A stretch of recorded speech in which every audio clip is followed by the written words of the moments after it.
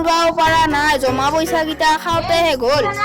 কি কালি দেখো বন্ধন পইচা দিবা হব কিবা জমা আছে নেকি? পইচা তেতিয়াৰ পৰা পইচা কথাই ভাবি আছো মই। যিখিনি পইচা আছিল খাওঁতে গেল, 3 মাহ ধৰি কাম কৰা পৰা নাই আৰু মোৰ হাতত পইচা নাই। ঘৰটোৰ কাৰণে যিখিনি পইচা সোমাইছিল ঘৰটো সম্পূৰ্ণ নহল। ঘৰটোৰ কাৰণে বন্ধনৰ পৰাও পইচা ললো, তেওঁ ঘৰটো সম্পূৰ্ণ কৰিব নোৱাৰিছিল। সেইটো ঘৰত পৰি মোৰ হাতখনো ভাঙিল। হেৰি আপোনাৰ দেখো হাতখনৰো চিনাবা তাৰিখ আহিলে, পইচা নাই যদি এতিয়া কেনেকে যাওঁ যাব? বাদ দিয়ে মোৰ হাতৰ চেকআপৰ কথা। ঘৰ চলাবও পইচা নাই, বন্ধনৰ পইচা দিব লাগিব।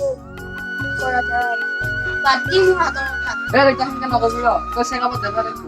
তই চেকআপত নাযোৱা কাম কিন্তু কৰিবি। অ ৰাহুল দেউতা তাত বোলে পইচা নাই, তই এবাৰ যদি ক'ৰবাত কিয় মাথা নামাৰা কিয়া?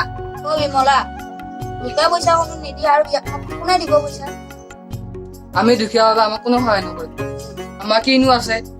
ৰাহুল তই তোমাৰ বেলেগতে মাথা মাৰি চাও। নালগে নালগে নালগে, মোৰ কাৰণে কতো পইচা মাথা মাৰিব নালাগে।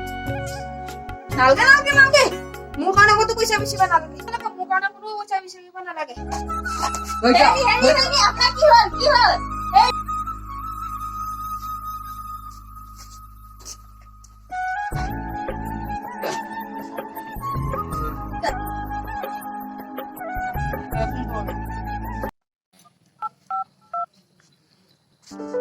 হেল্ল', আপুনি আমাক আহকচোন। মোৰ ঘৰত দুইটা কিবা হঠাতে কিবা বাগৰি গৈ